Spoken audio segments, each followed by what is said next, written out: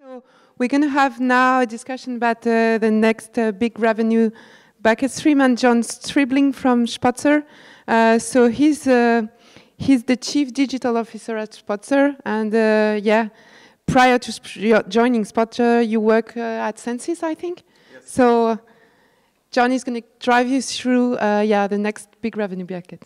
Right. John? The microphone. Thank you. Hi, everyone. So my name's John. I work for a business called SpotSir, and so what we do is we help small businesses be successful, and we do that by helping them get websites, helping them build great campaigns, helping them be visible. We help them grow revenue, and it's something that we're passionate about. We've been doing it for 10 years, and in that time we've helped over 450,000 businesses you know, be successful, be visible online, have great content. And we do that via partners, and we do that via partners like many of the people in this room. So today, in talking about what is the big next revenue bucket, I think it's really interesting to reflect upon what we've learned about today. We've learned about sort of AI, we've looked at, you know, Facebook becoming a, you know, essentially an internet of itself, a closed wall. You know, it's really fascinating and it's really interesting, and it's easy as marketers, as people involved in, I guess, the intersection of technology and marketing and business, to be seduced by the technology, particularly when you're in the thick of it. But to a small business, it doesn't really impact them as much. So we're going to cover today is, so what are the different sort of consumer trends in terms of consumer behaviour? How are consumers behaving online? And so how is that impacting small business? And then what are the opportunities from there? So, and I think that you know, consistent with that, you know, if we look at the internet, you know, we've now got sort of 50% of the population, the global population, online. That's a pretty great result. But to me, I think we're still only at the start of the journey. We're only sort of halfway through. That means there's 50% of the global population not connected to the internet. We've got sort of 66% of the global population are using mobile. Mobiles, you know, as we've all heard, as we all know, as we experience day by day, where it's changing sort of how we find a business, how we interact with business, how we interact with our friends, you know. It's having a sustained and meaningful impact. And then, as is social media, I think social media's got over around 2 billion people connected. Interestingly, the internet is still growing rapidly. We had 10% growth last year. And lastly, e-commerce. So there's 22% of the population, the global population, are engaged in e-commerce. Now, I think that's a really low number, and it gives us an indication, I think, of, you know, we've heard about disruption, but what are the future disruption that's going to come? And it's going to come in the next sort of 1, 3, 5 years, and it'll impact the customers that we service and the customers that you sell to.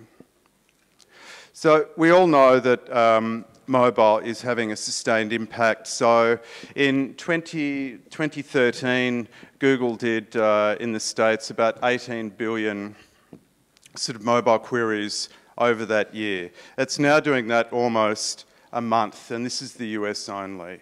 It's, you know, we know that people spend over sort of 15 hours a week on their mobiles researching products and services. It's having a real meaningful impact on how people interact with businesses, on how they interact with, how they find information, how they, and how they sort of validate and query whether they should buy a product or service, whether a brand is credible, whether, you know, where they should go out to eat. So it's meaningful. And we also know that typically with that, consumers are using multiple devices to transact online. They do research on their mobile. They complete the transaction on their desktop computer. In terms of the conversion data that we see that conversion rates on mobiles are lower for e-commerce websites and higher on desktops. And that's consistent with the data we see out of the US, where 31% of transactions involve more than one device. And we also know that businesses that provide a solid multi-channel experience, a seamless multi-channel experience, retain customers for longer. They get more value from those customers. So for SMBs, what do they need to do? They need to do the same. They need to be offering a seamless experience. They need to be offering a great user experience, regardless of channel, regardless of device. And it's not just e-commerce that mobile's influencing. 80% of customers find a business location through mobile search. I'm sure you've all done it today. If you're not from London, you've used your mobile to find a cafe, to find a restaurant, to find your way to the train line, to find your way to the airport.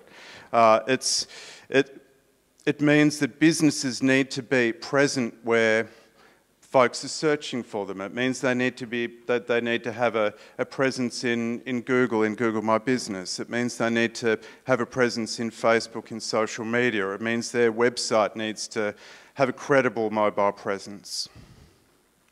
So how are SMBs doing? Well, the news is not great, and I think it's really interesting that, you know, in the light of talking about new technology, in the light of talking about you know, all the fantastic opportunities that AI offers, that still, you know, possibly as an industry, we're failing SMBs because we're not helping them get online. We're not helping them transform their businesses with websites that render well on a mobile. So according to data in Haibu in 2013, when there were sort of 18 billion sort of mobile queries, so 91% of websites weren't mobile responsive or mobile adaptive.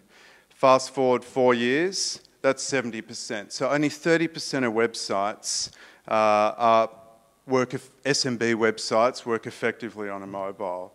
And when you think about it, when you think about how people use their phones, when you think about consumer behaviour, SMBs are not being very well served by the products that they're taking up, and they're not being very well served by the decisions they're making. Stunningly, 40% of small businesses still don't have a website. And this information, it ranges from 30% to 40%, and is consistent across Australia, the UK, the US. So why is it? So, and I'm guessing that, you know, as businesses responsible for servicing, for selling solutions into SMBs, you've heard all these all these excuses, all these reasons, but SMBs don't believe it'll help their business. They don't believe they have enough time. They think it's too complex, that it's hard, that it's difficult to do, that they'll be okay with their traditional means. They're concerned about costs. Or if they're a sole trader, they think they're too small. They think that the way they're marketing their business now will work, and the way they're operating now is going to be effective. So, but it's having a real sustained impact. You know, I think that looking at data in 2016, an average of 15 high street shops in the UK closed per day in 2016. And that's meaningful, and that's just retail. In fact, on the way over here, my colleague Ash, who's sitting up the back there, got a text from a business that was one of his first jobs. It was a sports shop. And he sent Ash a message saying, just letting you know, I'm closing down the shop. So Ash asked why, and he said, you know, there are two reasons really. One was online and one was big box retail. So the big box retailers are keeping up. They're actually creating really effective local presences. You know, they're creating, you know, websites that work in a multi-channel environment. They are being more local in the era when, you know, when consumers are mobile, they're social and local. So is it too late? Is it too late for SMBs to have an effective online presence? Is it too late for SMBs to actually turn around the ship and grow? I don't think it is, obviously, otherwise I wouldn't be here. But some information out of the UK was that a sole trader getting an effective online presence can add £32,000 of revenue annually. And businesses getting an effective online presence, getting a website, can add up to £173,000 a year in revenue. And I think that's meaningful, and I think that's the opportunity. I think that's what we're all here to do. And I think that's the problem to solve. When we can see numbers that say that, 100% of small businesses have a website that works on a mobile phone, when they have active social presences, when they're local, when they're visible locally, and when they have websites. I think that's when we can say that we've succeeded. So there's clearly financial benefits, but there's also credibility. There's also businesses, consumers rather, like to interact with a business that has an online presence. I'm sure everyone here has sort of searched for a product or service and decided not to interact with a business that doesn't have an effective Facebook presence, doesn't have an effective online presence, or they might have an online presence but they've got a Gmail address on their website. So, in summing up, what is the opportunity? The opportunity is to provide one solution to help SMBs grow. And I think it's paramount for us to provide simple, effective, easy to understand solutions. Oftentimes, when looking at the next revenue bucket, when looking at the next product opportunity, it's really seductive to bolt something on, to look at the upsell, to grow the ARPU, to look at how you can add something on to a listing, to an existing website solution. But it's complex. We know from the data it's not working. So what's needed is solutions that firstly get SMBs online with real websites that work on a mobile, that give them visibility where consumers are searching for them in search engines, with SEO solutions, with SEM solutions, that give them listings, and listings including reviews. We know that reviews are effective in acquiring and retaining customers, that give them platforms to create content that can be shared on their own websites, on social media, and also that help them transact with their customers, whether it's online or offline. We know that that will help them grow. And to wrap this up in an integrated solution that's simple and easy to understand, I think that's the opportunity, and I think we're still at the beginning of the journey, and we still can't say that we've succeeded until we help SMBs succeed. So thank you.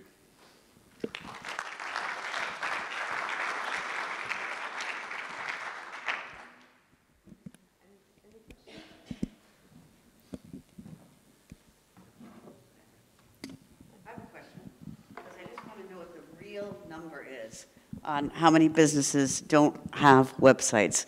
Because yesterday we saw a number from Google, I've read other numbers, and now you're saying 40. So yeah, it ranges between sort of 30 to 40% in Australia, the UK, and the US. Looking at the definition of small to medium businesses. So it's not business, it's small to medium business. Small medium, okay. Yeah, I have one other question regarding definitions. You just purposely said that the definition of small businesses, we know it's varying across the countries and so on. Yep. And we all talk about small businesses, but we also forget about to talk about the sole traders or the individual entrepreneurs who, in some countries like Italy, for example, could represent more than 70%, I think, just checking Romulo. So what do we do for these micro-entrepreneurs whose principal preoccupation is to get their bills paid? It's not that much that you want to reach out to other customers, or maybe you're trading also with business partners and not B2C customers, and your number one preoccupation is to get your bills paid on time. How do we help them also mitigate this risk with all the solutions, helping them to be better represented online? Look, it's a great question, but I mean, you know, what they need is they need education. They need to, one, understand the importance. They need simple products that help them achieve what they need to achieve that aren't too complex. And they need assistance and they need support. They need trusted advisors that can help explain, coach, and actually do the work for them. You know, SMBs are generally sole traders and not generally content creators. They're not marketers. They're not digital marketers. They're the head of HR, the head of finance, the head of operations. You know, they've got a lot to do in their day. So what's needed is people who can help and support them and advise them and help them be successful. Good. Thank you. Okay, thank you. So I'd like to thank you. Give a big hand.